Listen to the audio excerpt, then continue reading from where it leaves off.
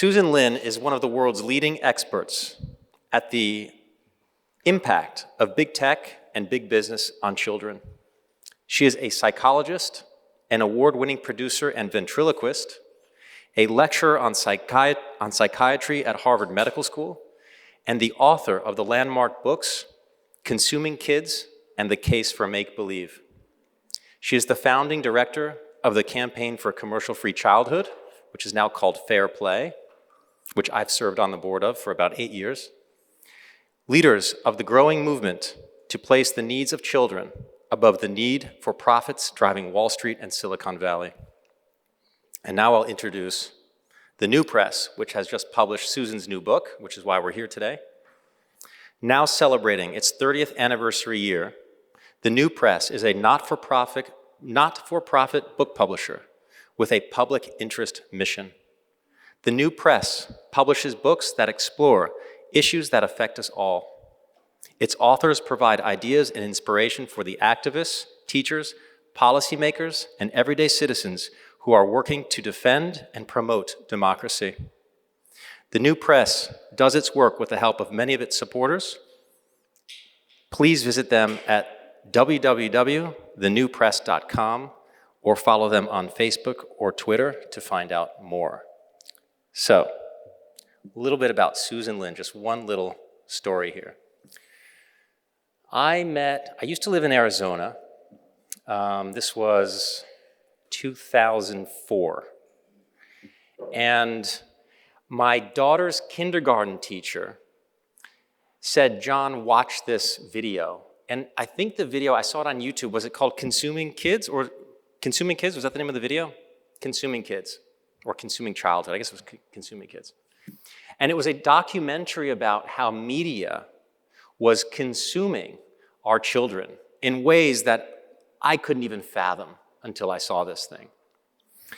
And I thought to myself, wow, I need to do something about this.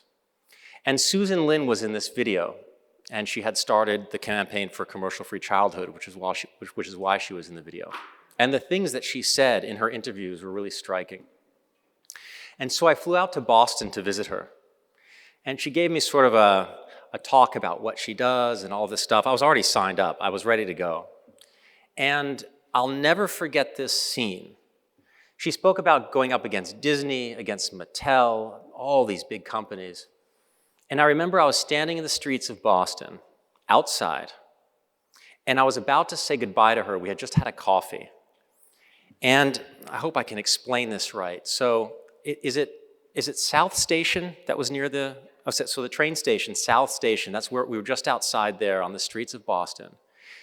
And there are all these people moving around. It was sort of rush hour, and these big buildings, skyscrapers of Boston. It was just hectic, and the world just seemed so big and crazy. And there was Susan Linn in front of me, totally still. And she said, "Somebody has to do this." And I saw this woman taking on that. And it blew me away. And so I have been helping in this effort for over 8 years now, and I'm really honored to have Susan Linn here tonight. So please, welcome, Susan. Thank you for this exhibition, and it's so fun to see it come to fruition after our so many conversations in so many strange cities. So congratulations to you. I want to thank the New Press, who've published all 3 of my books, and I'm going to tell you actually a story about when my agent Andrew sent the book to the New Press, and the feedback that we were getting at the time, this was like 2003 or 2002, was that the book wasn't prescriptive enough. What they wanted was not the book that I wanted to write, which is about how corporations manipulate children. It was about what parents can do to protect children. I wasn't interested in writing that book. So I tweaked the proposal a little bit. And then Andrew got in touch with me and said that the New Press was interested in the book, but that the then the founder of the New Press, Andre Schifrin, wanted to talk to me. So that was exciting, and he said, hello, we like your proposal. He said, but I just feel like your book is just a little too prescriptive. And I said, oh yeah, me too. I really don't want to, thank you. So, and so I was home, and I found a home with the New Press, and I've just been so grateful for that. So this book has been a journey. When we first started talking about writing this new book, it's my third book. The first one was published in 2004, Consuming Kids. My editor, Ellen Adler, and I thought that, well, maybe I could just update Consuming Kids, and it became very, very clear that that was not possible, that so much had changed. Consuming Kids, my first book, was published before smartphones, before tablets, before Citizens United made it even more possible for corporations to have this huge, enormous impact on all of our lives, including the lives of children. And so it was just so clear that that wasn't going to be possible. What was needed was a whole new book. And the other thing that happened is that I changed. My book, Consuming Kids, is really about the impact of commercialization on children's behaviors. It's about the sexualization of little girls. It's about media violence. It's about unhealthy eating and eating disorders and that kind of thing. And it's about the erosion of creative play. I care about all those things, but I've come to recognize with the explosions of digital technologies that it's not just products that corporations are selling to kids, but they're selling values and behaviors. And I got really interested in what anthropologists call deep culture, which is about not what we do, but how we decide what we're going to do. And so this book, Who's Raising the Kids? Big Tech, Big Business, and the Lives of Children, is really about the impact of our overly commercialized, overly digitized world on children's values, their relationships, and their learning. And I think to tell you about the book, I think I'd like to tell you about some of the people who are in it, and also some of the situations that I found myself in along the way. First of all, somebody asked me recently what my goal was in writing the book, and those kinds of questions really make me anxious. What's my goal? But my goal was, and my goal in all my work has been, is to help people understand that our overly commercialized, overly digitized culture is toxic for children. I mean, it's toxic for adults too, but it's toxic for children. And the fact that it's toxic for children does not only affect children and their parents, it affects, all of society. All of society, and as you can see from, John's work, and the planet are undermined when we embrace corporate values and when we embrace the values of big tech. And the primary value and the whole purpose, really, of all of these devices that all of us, including myself, are extremely attached to. The purpose of it is to sell us stuff. I mean, that's really what they're for. And so that's my purpose, is to help people recognize that this is a problem, but also to help them recognize that there is something that we can do about it. And one thing, the things that I write about are kind of depressing if you care about children, and I do. But I do want to say that I'm more hopeful now about things changing than I ever have been, even when we first started. I mean, when my colleagues and I founded CCFC, people basically laughed at us. Technology is here to stay, it's too powerful, all that. And over the years, our what was then a little tiny organization, took on the biggest corporations in the world, and we won. I mean, we got Disney to offer refunds on Baby Einstein videos because they were claiming they were education. Of course, we also lost our jobs doing that and ended up, having to leave the mental health institution where we were housed. But we moved and we thrived, and now, Fairplay is 3 or 4 times bigger than it was even 5 years ago or 6 years ago. I mean, it's just extraordinary.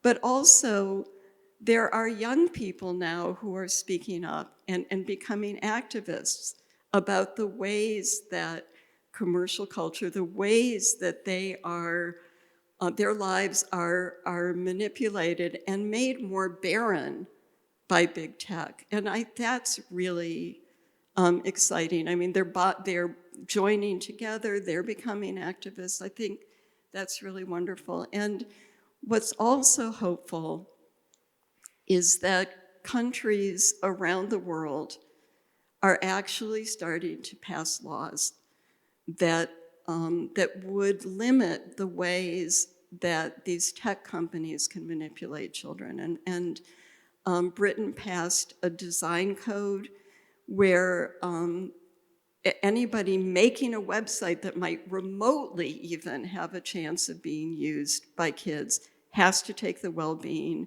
into consideration. And that means, we'll see how it's implemented.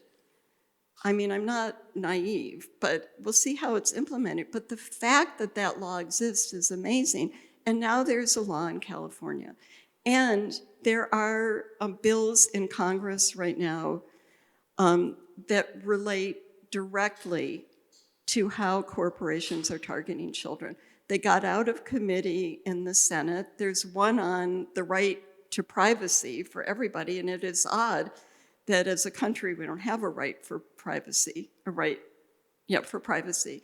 But 2 bills now that have bipartisan support that are that if they pass, if there's a vote in the Senate, if they pass, it will really change how corporations can target children today, how big tech can target children.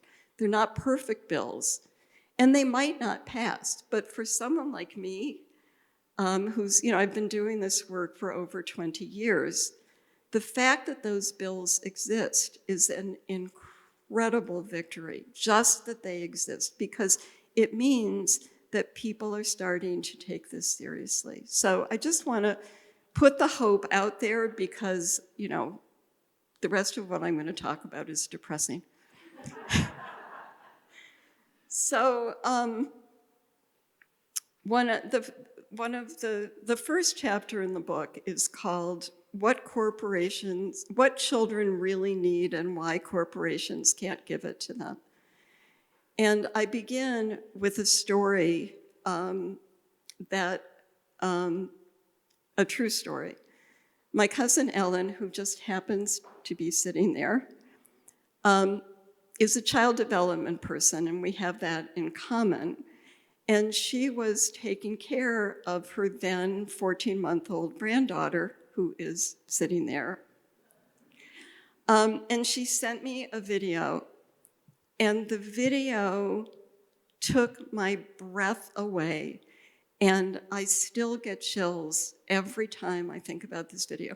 Now, technically, it was a crappy video.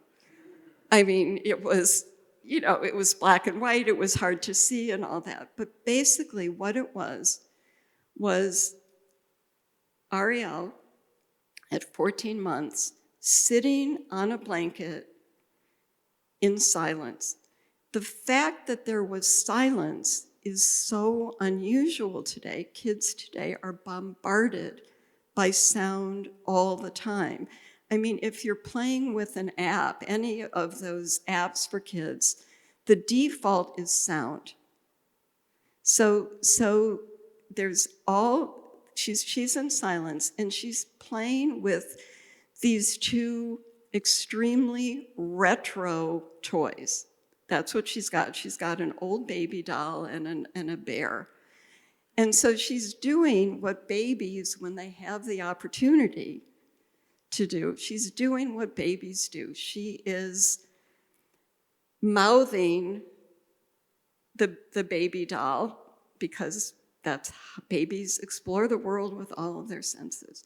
She's mouthing the baby doll, and she's making noise, just for the sheer pleasure of making noise, which is, of course, the beginning of conversation and of language. And so she's doing that, and her fingers kind of go down the doll, and they get to the doll's toes, and she stops. And you can almost see that she's thinking protuberances. So she gets to the toys, she gets to the toes, and she puts her hand up to her ear, but something's not right. And so, her hand kind of wanders up the doll to the doll's ear. She traces the doll's ear with her finger, and then she traces her own ear. She traces it again, and she traces both ears. She traces it one more time, feels her ear, and then she goes on to something else. And that's it. That was the video. I still get chills, because it's not that, Ariel is wonderful and smart and brilliant and related to me, of course. But that's not really the point. The point is that what I was seeing is an extraordinary and absolutely ordinary experience of human learning. So there she was. She had an idea.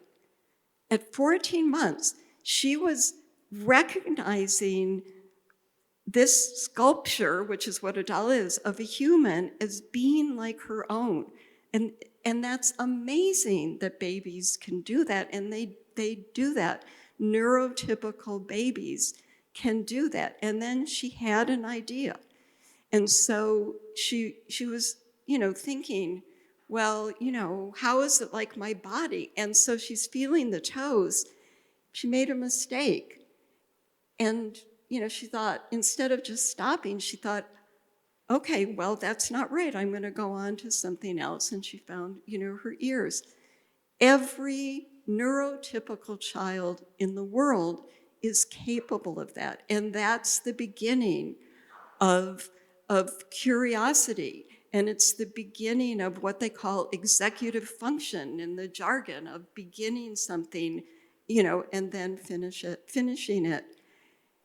And as a society, we seem to be doing just about everything we can to deprive children of that opportunity.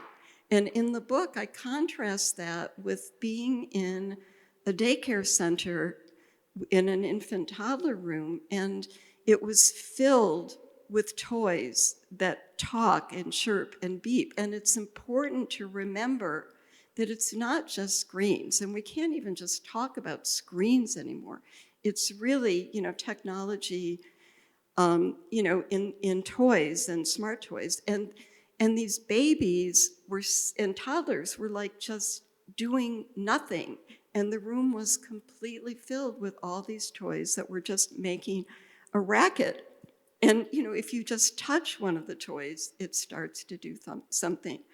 And toys that move and that move on their own undermine children's, capacity for curiosity. And the noise of commercialism prevents them from being able to separate themselves from their environment, and also to recognize what's them and what emanates from them. And the thing about the commercialization of children's lives and these devices is that they tell children what to do all the time. They limit their choices. And, and that's aside from, the fact of all the marketing that actually goes on in all these devices. But that in and of itself, the fact that kids are constantly bombarded with images and little voices saying, use your words. I saw a video on YouTube of, probably 14, 15-month-old having a smartphone, and I could hear the smartphone was saying, use your words, and she was absolutely silent. Babies, it turns out, can't learn to talk. They can't learn language from a machine. They learn language in relationship. And one of the things that troubles me the most, of the many things that trouble me the most, but this especially is troubling me right now, is that what tech companies are doing, big tech and big business, what they're doing is actively and purposely coming between parents and children. And they're not doing it. They're not, setting out to say, I want to ruin, the lives of families, or I want to ruin children. It's not that I think necessarily that they're immoral, but I do think they're amoral. They want to sell their products. And one of the ways you do that is by digitizing everything and making it small. So everybody needs their own device. And one of the things, like what research is showing, is that when parents are trying to read to a child on a device, there's a lot of push-pull about who's controlling the device. And also, it's harder to snuggle. And those of you who've had young children, the incredible joy of sitting and reading to a baby or a toddler, and the snuggling that goes on, is just such an important bonding experience. And what the research is showing is that's not happening with that's not happening with e-readers, even e-readers that don't have a lot of bells and whistles on them, is that parents aren't snuggling, and there's a lot of control issues going on about who's actually going to hold the device, who's going to control the device. That's worrisome to me, and in particular, I'm worried about digitized assistants, personal assistants, Alexa, Siri, whatever Google's is called, I can never remember. So as I was writing the book, Amazon came out with something called an Echo Dot for kids, which is a kid's version of Alexa that is supposed to be commercially safe and be able to help children with homework and amuse them and, do all those things. So I got this Echo Dot, which is a cute little tiger thing. Cute, so cute. Like, I looked at it, I unpacked it, and I just went, oh, it's darling. And, we are wired to really love cuteness. Cuteness matters. So Alexa for kids has an I'm bored feature. So I had signed up saying that, I was the parent of a 4-year-old, so I was like a 4-year-old now. So I said, Alexa, I'm bored. Alexa came back and said, well, would you like to play a SpongeBob SquarePants game?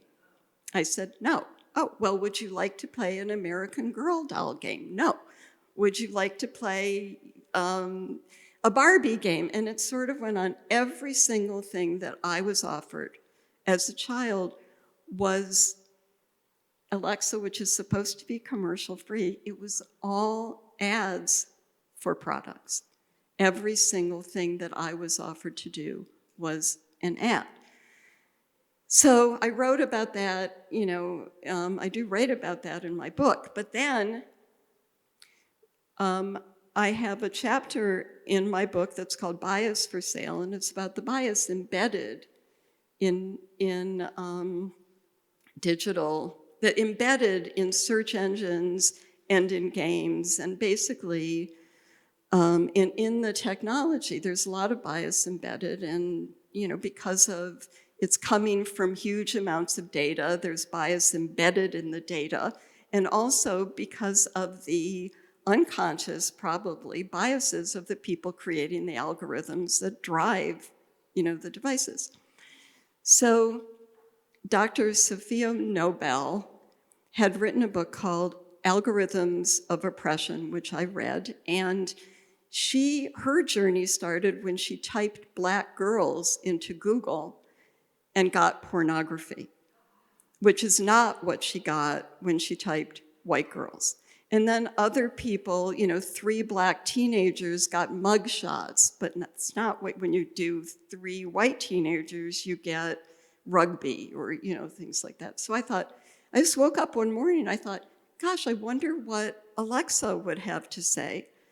So I went downstairs and I said, you have to ask Alexa a question. I said, Alexa, what are African American girls? And Alexa said, African American girls are the fastest growing portion of the juvenile justice system. This is the children's Alexa. So then I said, well, Alexa, what are African American boys? And Alexa said, it was a little garbled, but something like, there are boys and they were African American, and many of them have trouble with learning and reading. So Amazon, through Alexa, through this cute as hell little tiger thing, was telling me, the child I was pretending to be, that African American children were both bad, or either bad or stupid. And this is a company that, markets Alexa as being able to help kids with homework. So they're taking over these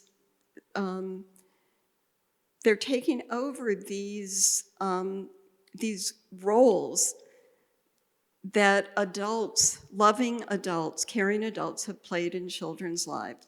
You don't need a library because you have Google search, right? So we don't need librarians.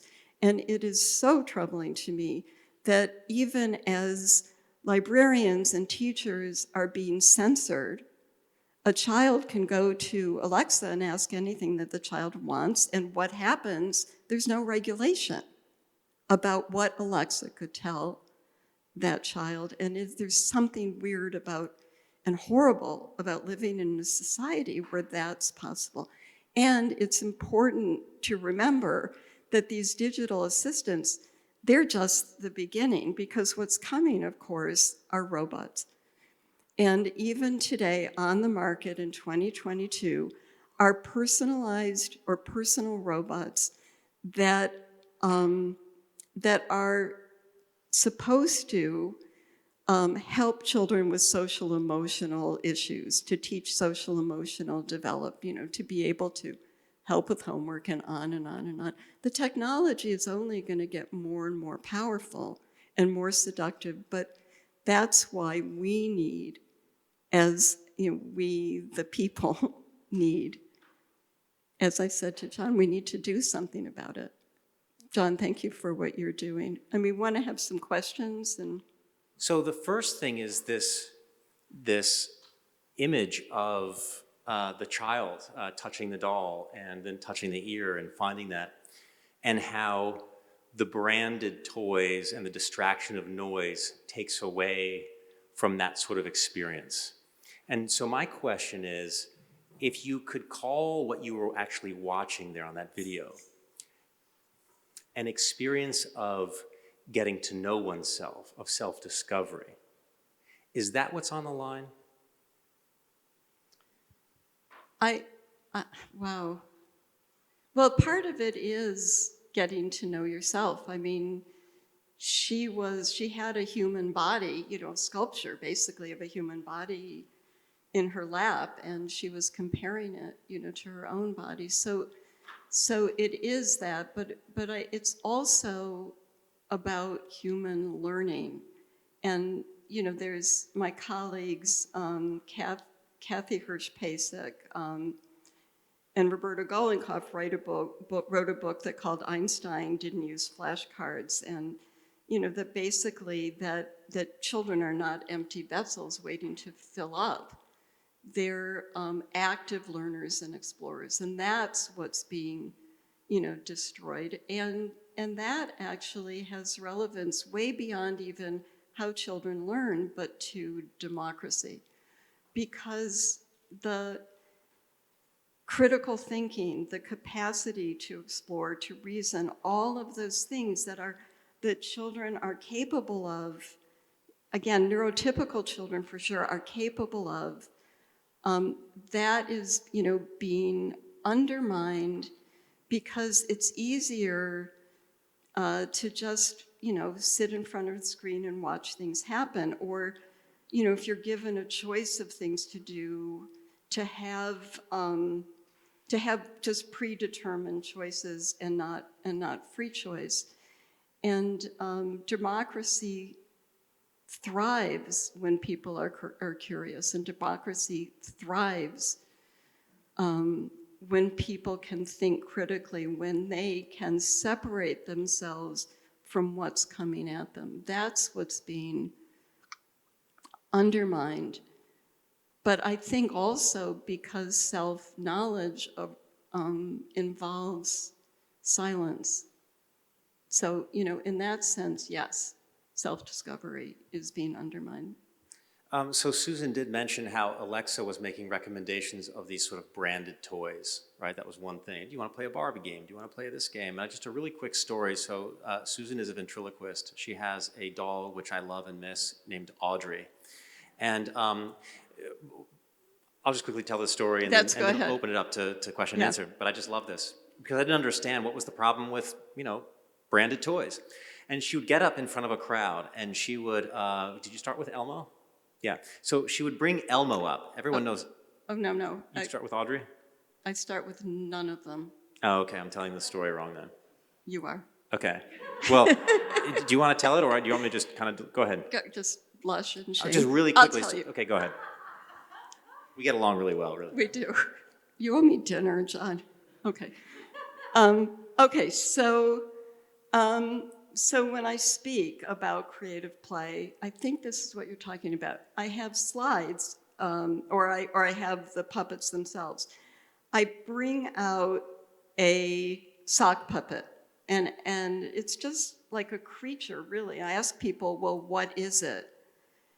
And nobody can agree on what it is, because what it is it resides in us and our experience. And so people, oh, well, it's a boy, it's a girl. Nobody can agree on anything. And that's because what it is not driven by the puppet. I mean, it's cute, it's fun, but it's not really identifiable. So the next one I bring out is a horse. And so I say, well, what is it? And pretty much people agree it's a horse, it's a donkey, it's something horse-ish. And so already our creativity is being stifled, because already this is a horse. You can't make it into an elephant. But, there's still a lot of room for what it can say. Is it male? Is it female? Is it something in between? I mean, who knows? So there's still more creativity.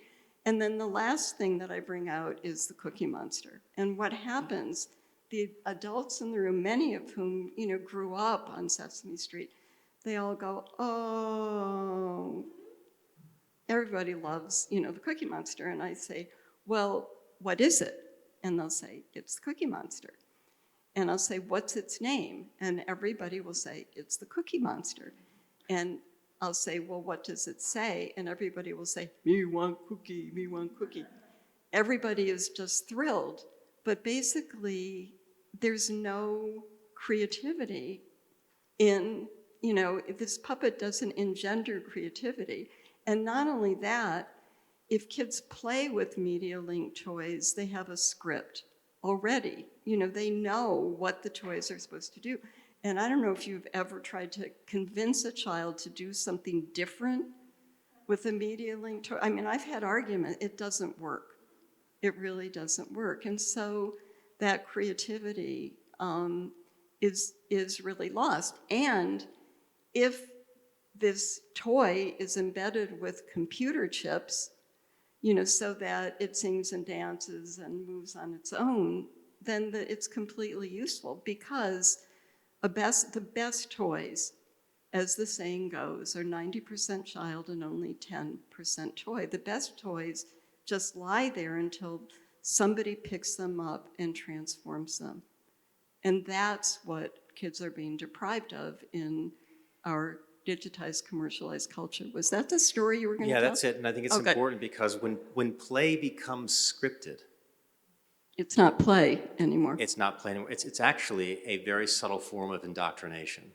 And if we can take this to the level of adulthood, right, which can get much more complex and nuanced, but adults, I mean, I think this country, the democracy in this country, it's like, is our perception of freedom scripted for us, right? So just a thought there. So I'd like to just open this up to Q&A.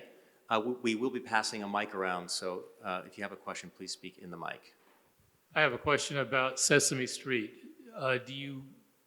You're aware of it, you see how it entertains kids and hopefully educates them. Have you tried to get them to change their program to be more in line with the things you're talking about? To try to, what Sesame Street would have to do is change its business model. I mean, my quarrel with Sesame Street is that the program is supported by selling junk toys to kids. The branding of Sesame Street. I mean, there are some other concerns I have as well, while admitting that the show is, incredibly, thoughtful and artistic and all of that. But the way that they have commercialized the characters and make their money off of, plastic reproductions of these characters, I mean, that's troubling to me on a lot of different levels. Does that answer your question? Well, sort of. I mean, to my knowledge, it's a not-for-profit.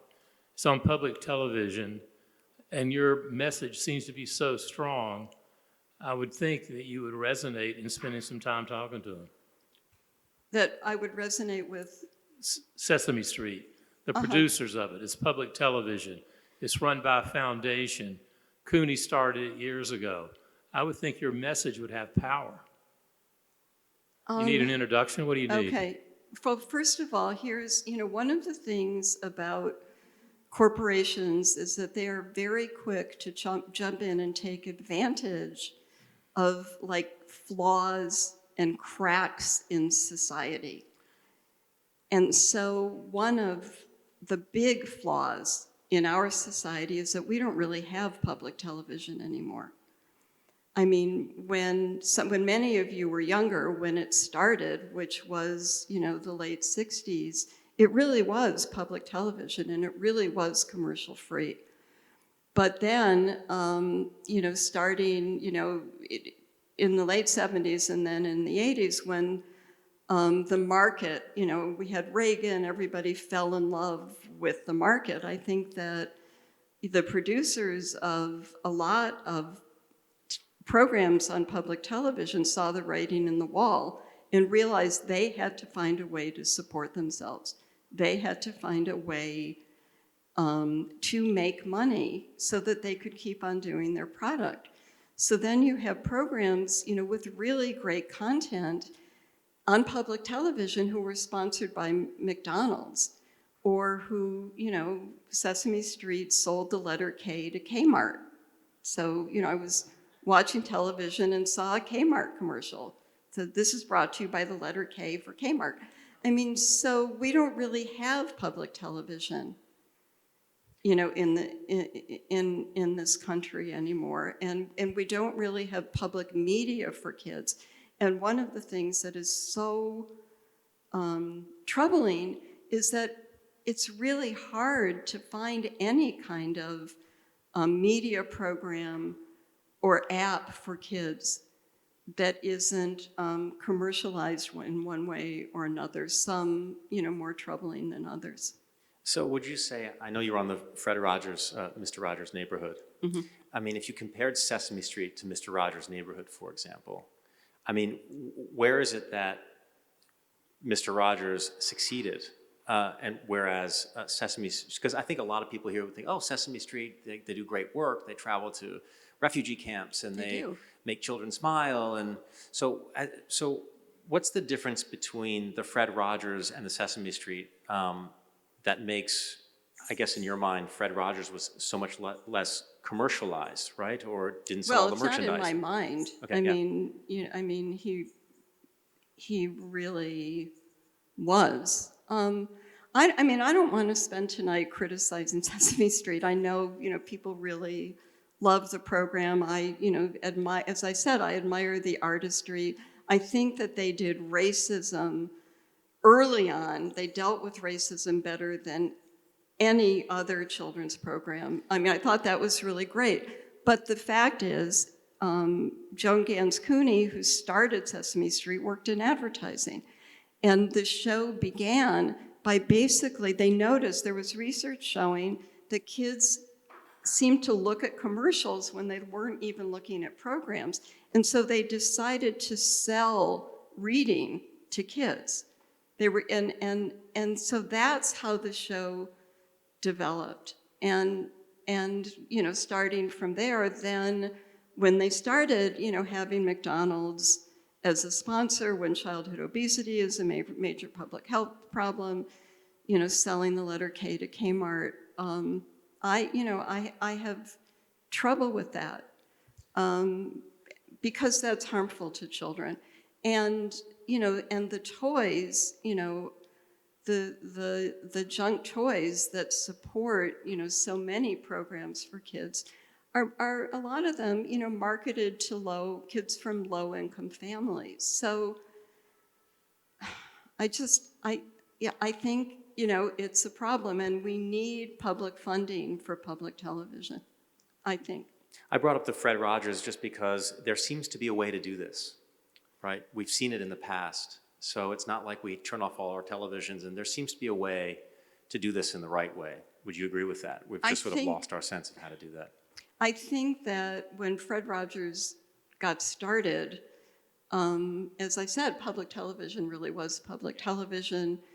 They ended up being sponsored by Sears, but they weren't marketing to kids. He did have a catalog, but it was very minimal. And the commercialization of children's lives really troubled him, and so he didn't do it.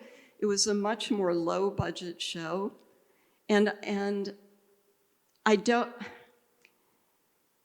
If you want to make a lot of money, and you want to make a lot of money making media for kids, then I don't think that there's a way to do it, John, right now.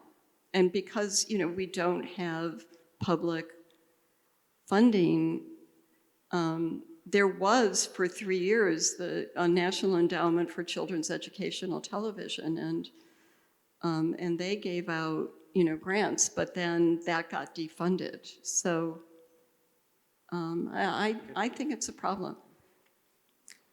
Question? Yeah. Hey Susan, how's it going? Good. One of the things that kind of stuck out to me was you made a distinction between amoral and immoral. So, tech companies, big business, not necessarily immoral, but if their incentives align, then they can be. Do you think that there's a generation that got kind of in that sweet spot where benefits of tech at a young age kind of translated to an optimal outcome? And then Wait, everything can else you was kind say of that? I'm having trouble hearing you. Yeah. Do you think that there was a generation that is at that sweet spot where they did experience the benefits of, some level of tech interaction at a young age? Or do you think kind of like from 0 to 1, it's all downhill? I think that Gen X, if there are any Gen Xers in the room, that you really, in terms of media, you had the best childhood. That's when, Mr. Rogers was on, Sesame Street was on, public television was pretty much public, then there was Reading Rainbow. So I think that's, the Gen X adults now, in terms of media, they really had it good as kids. And I came of age, obviously I'm not Gen X, but there was a lot of hope for television. And I grew up with television and I loved television, and it had so much, potential, and it had a profoundly positive impact on my life, I have to say. I became a ventriloquist because of television. I saw it on television. My parents, my father's, sold aluminum siding. My mother was a teacher. They moved their lips when they talked. I didn't get it from them. I got it from television. And my play as a child was, a lot of it was focused on media characters. I mean, Flash Gordon, for those of you who don't know. Oh, yay, okay. I mean, Flash Gordon was a space guy, and originally these were, in movies, serialized in movies in the 30s. I was not alive at the time. But when I was, in the 50s, when I was growing up, they were on television, and I loved him. And also, when I was 6, my mother took me to see Peter Pan, and the Walt Disney's Peter Pan, and I loved that as well. And when I was writing my book, The Case for Make-Believe, I thought, how can I be so critical of children's media culture when television had such a profoundly positive influence in my life? And I stopped writing for like a month trying to figure that out, and I realized that the difference was access. That was the difference. Flash Gordon was on television once a year, so I saw it once a year. I saw Peter Pan in the movie theater when I was 6, and I didn't see it again until I was 19. So if I wanted to visit that world, if I wanted to, and I did so much want to, I had to play about it. And, my friend down the street and we used to play Flash Gordon and Peter Pan, and they knew each other, and Ming the Merciless and Captain Hook were friends, and, she was Dale Arden and I was Wendy, and, this wonderful play that we did together that was inspired by television. But the difference is that kids might go to a movie, but then, they can see it on video, and they can see it in the back seat of their parents' cars, and they can see it on smartphones. And then there are apps, and then there are sequels that sort of go on and on and on and on and on that really are just, capitalizing on, whoever the character is. Thank you very much for the time tonight. But I always liked the Electric Company. That Yeah. was always my favorite. But then I would usually switch over to like a He-Man, a Smurfs kind of thing. That was always. In terms of the legislation that is now winding its way through California, and that it seems like other states are picking up on, what is your take on it? Should we be excited and optimistic about it? Who is actually writing the legislation, and who has had input into it? So the legislation, which made it out of committee and either will or will not be put before the Senate for an actual vote, it's got bipartisan support. And I know that Fairplay, John, do you know? Yeah, that Fairplay was actively involved in helping to shape that legislation, and so were other media watchdogs and advocacy groups. And it's kind of ironic because it's the intent of corporations hasn't changed. I've said that before. The intent is to sell products, to create lifetime brand cradle to grave brand loyalty. They're going after kids. But the techniques that tech companies use, the persuasive design that goes into these apps and games and social media is so seductive and so powerful. I mean, the use of intermittent rewards, which is what casinos use, to hook people on gambling.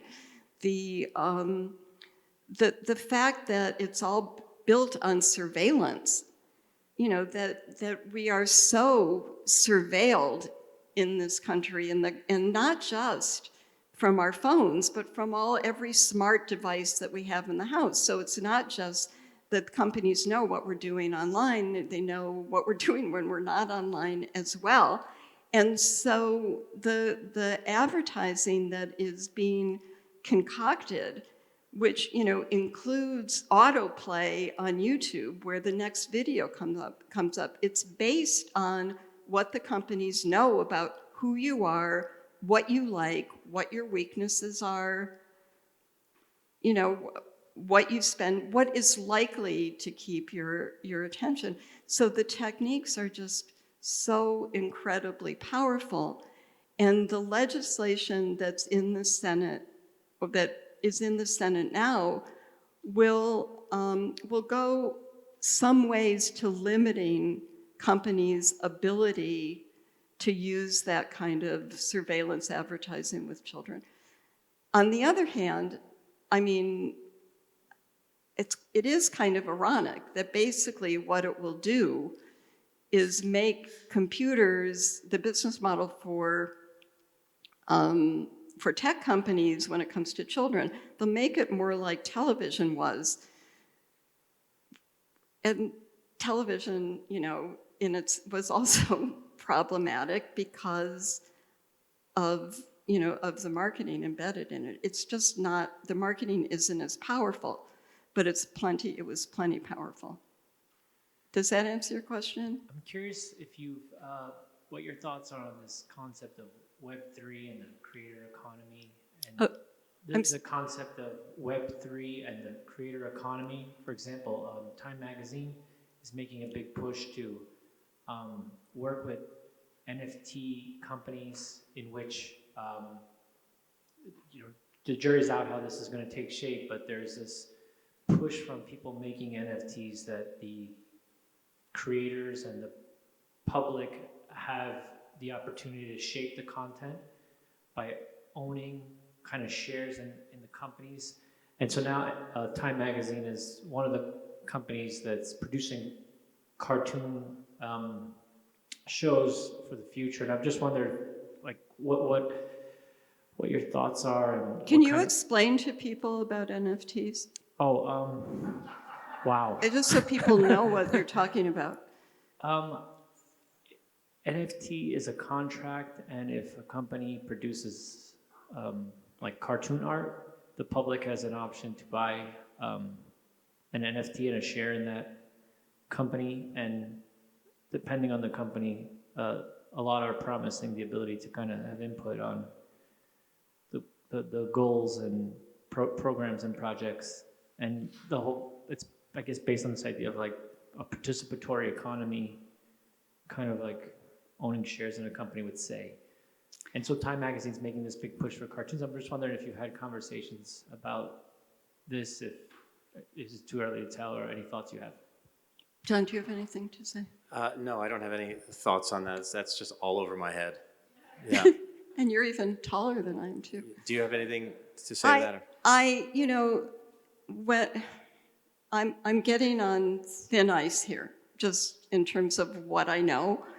But like when the web began, when it first started, the people were so enthusiastic, and it was going to be all about democracy and sharing and participation and stuff. And then, it got to be about big business. And so, I worry about what you're saying. I worry, I'm skeptical. As a teacher of mine once said, we shouldn't take it with a grain of salt, we should take it with a pillar of salt. So it sounds good, I'm skeptical. And, how are those companies going to make money? I mean, that's what we have to ask ourselves. How are they going to make money? And, what I want to ask is it going to hurt children? So I just want to leave with one question. I'm just going to put you on the spot right now. Oh, great. Okay. You owe And- me dinner. And you don't, if you can't answer it, you can't answer it. But I'm wondering if there's just a very quick answer just to plant the right seed. Oh, God. The book is called Wait, there's a right seed? The book is called I don't know. The book is called Who's Raising the Kids? Okay. Which pretty much means, is it them or is it the parents? How can parents make sure we are raising our kids? The way that society is constructed today, you can't. You can't. I mean, parents can't do this alone. I have a whole chapter in my book about things that parents can do. And one of the things I say in my book is that I recognize that the things that I'm suggesting are a lot easier for two-parent families and, parents who aren't working multiple jobs and, that kind of thing.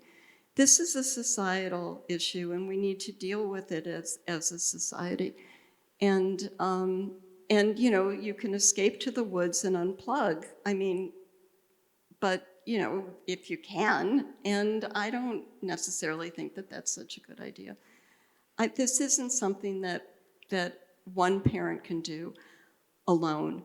One parent in isolation can't combat $1 trillion industry, working day and night to capture our attention.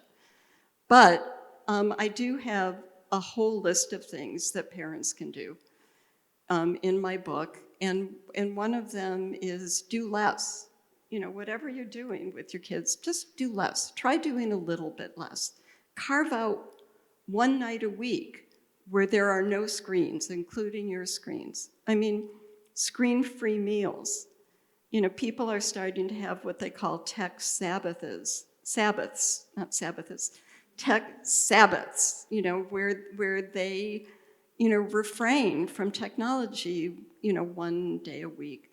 Watch what you do in front of the kids, because, the kids are learning from you. And one thing, one recommendation that I make is, if you're with your kids, wear a dumb watch, not a smartwatch.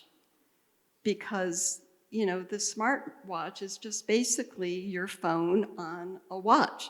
And, so you're getting emails, you're getting texts, you're getting little squirts of dopamine every time something goes off on your watch.